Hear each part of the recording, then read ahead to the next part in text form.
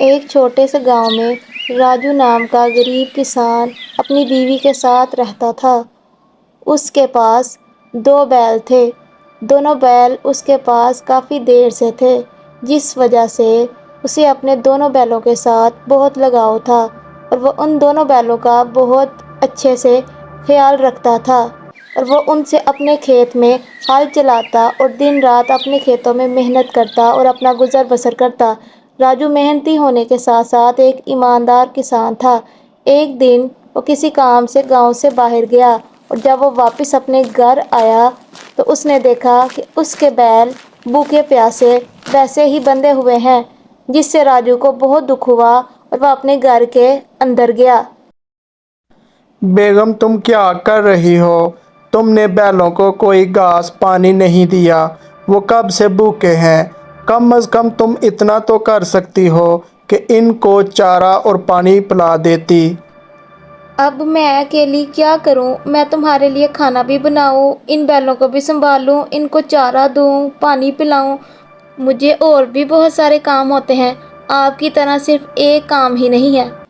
बेगम, मैं तुम्हें कौन सा इनके पास सारा दिन रहने के लिए कह रहा हूँ। सिर्फ एक बार चारा और पानी पिलाने के बारे में ही तो कह रहा हूँ। अब आप खुद ही यहाँ आ गए हैं, अब आप खुद ये काम कर सकते हैं। इनको पानी पिलाएं और इन्हें घास खिलाएं। बेगम, तुम क्यों हर वक्त लड़ने के मूड में रहती हो? मैं तो बस यही कह रहा था कि तुम्हें इनका ख्याल रखना चाहिए। हाँ, तो मुझसे नहीं होता। पता नहीं मेरी शादी तुमसे क्यों हुई। पता नहीं कब तुम्हारी गरीबी खत्म होगी और कब हमारे अच्छे दिन आएंगे। बेगम, तुम ऐसा क्यों कह रही हो? ये सब कुछ तो अल्लाह के हाथ में है।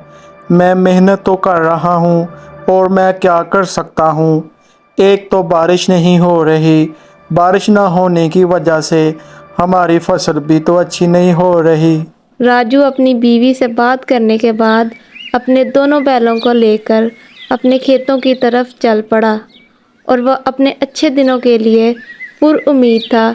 जब वह अपने खेतों में पहुंचा तो उसने अपना काम करना शुरू कर दिया और शाम तक खेतों में काम करता रहा और वह बहुत थक गया था। आज तो मैंने खेत में बहुत ज़्यादा काम किया है और मैं बहुत थक गया हूँ। और तुम दोनों भी बहुत थक गए होगे और अब मुझे बहुत भूख लग रही है। और राजू ये कहते हुए अपने दोनों बैलों को लेकर अपने घर की तरफ चल पड़ा और अपने बैल बांधकर घर के अंदर चला गया। अरे बेगम, कहाँ चली गई हो? आज तो मैं बहुत थक गया हूँ और मुझे बहुत भूख लग रही है। आज मैंने बहुत ज़्यादा काम किया है। अरे राजू, कहाँ हो तुम? अंदर हो? बाहर आकर मेरी बात सुनो। आवाज़ सुनकर राजू अपने घर से बाहर चला जाता है। चौधरी साहब, क्या हाल है आपका? खैर तो है? आप आज यहाँ? कोई काम था तो मुझे आप अपनी हवेली बुला लेते। मैं बस यहाँ से गुज़र रहा था और सोचा कि जो हमारा खेत तुम्हारे खेत के साथ है, क्यों ना तुमसे ही इसमें हल चलवाऊँ। ये सुनकर राजू बहुत खुश हुआ। हाँ हाँ, क्यों नहीं, मैं कल ही आपके खेत में हल चला लूँगा। तुम्हारे बैल तो बहुत थके हुए नज़र आ रहे हैं। क्या तुम ये कल काम कर पाओगे? नहीं नहीं चौधरी साहब, ऐसी कोई बात नहीं। आप इस बात से परेशान ना हो। कल आपका खेत बीज बोने के लिए तैयार होगा। ठीक है, तुम कल सुबह जल्दी से खेत में पहुंच जाना और अपना काम शुरू कर देना। इतना कहने के बाद चौधरी वहाँ से चला गया और राजू खाना खाने के बाद सो जाता है। फिर अगले दिन सुबह सवेरे राजू अपने बैलों को लेकर चौधरी के खेत की तरफ चल पड़ता है।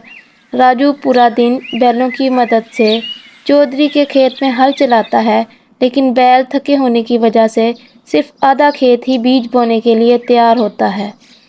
जब चौधरी खेत को देखने के लिए आता है तो वो देखता है कि अभी तो आधे खेत में ही हल चलाया गया है और वो राजू को आधे पैसे ही देकर जाता है।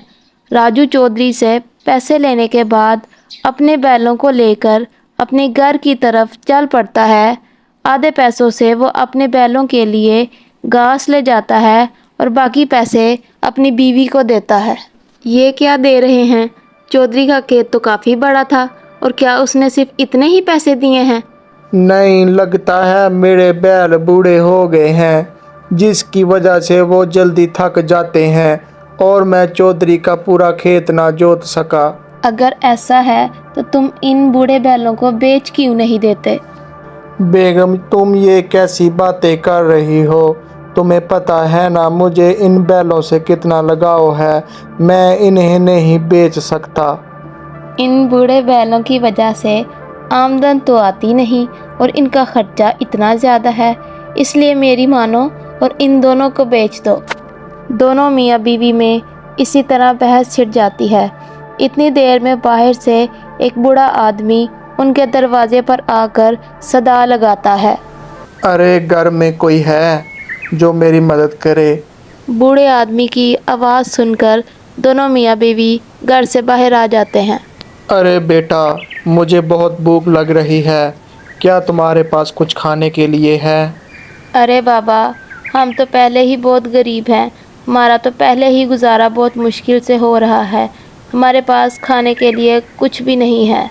कोई बात नहीं बेटा, मैं किसी और घर से खाना खा लूँगा। नहीं नहीं बाबा, रुकिए। बेगम, जो तुमने मेरे लिए खाना रखा है वो तुम इन्हें दे दो। अगर तुम अपना खाना इन्हें दे दोगे तो तुम क्या खाओगे? तो फिर तुम्हें भूखा ही सोना पड़ेगा। बेगम, कोई बात नहीं, आज मैं भूखा ही सो जाऊंगा। अगर ये बाबा यहाँ से भूखे चले गए तो मुझे ये बिल्कुल भी अच्छा नहीं लगेगा। राजू की बीवी गुस्से से अंदर गई और खाना लेकर इस बूढ़े को दे दिया।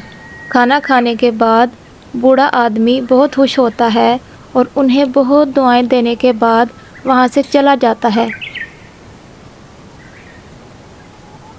अगले दिन सुबह होने पर रोज़मर्रा मामूल के मुताबिक राजू अपने खेतों की तरफ चला जाता है कि मैं जाकर अपना काम शुरू करता हूँ।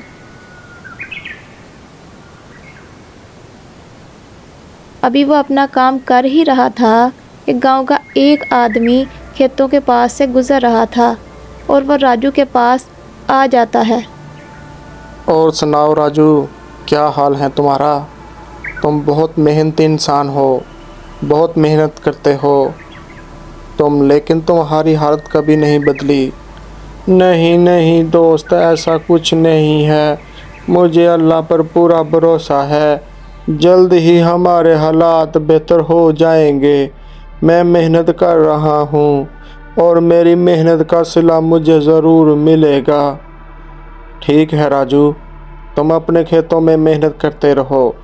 हम भी देखते हैं कि कब तुम्हारे हालात बदल रहे हैं। ये कहकर वो आदमी वापस चला जाता है और राजू दोबारा अपने खेत में हल चलाना शुरू कर देता है और अपना काम ख़त्म करने के बाद अपने बैलों को लेकर अपने घर की तरफ चला जाता है और अपनी बीवी को सारी बात बता देता है। आप परेशान ना हो, मुझे उम्मीद है कि आपकी मेहनत रायगा नहीं जाएगी। अगले दिन सुबह होने के बाद राजू अपनी बीवी से कहने लगा, इस बार भी बारिश नहीं होगी और मैंने अपने खेतों में बीज बोया है। अगर बारिश ना हुई तो वो ज़ाया हो जाएंगे। इसलिए मैं कुएं की सफाई करूँगा ताकि कुएं से पानी लगाया जा सके। मैं जा रहा हूँ, तुम इन बैलों का ख्याल रखना। इनको वक्त पर घास और पानी पिला देना।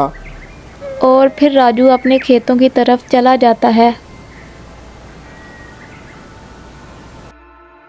और अपने कुएं में उतरकर खुदाई करना शुरू कर देता है ताकि पानी निकले।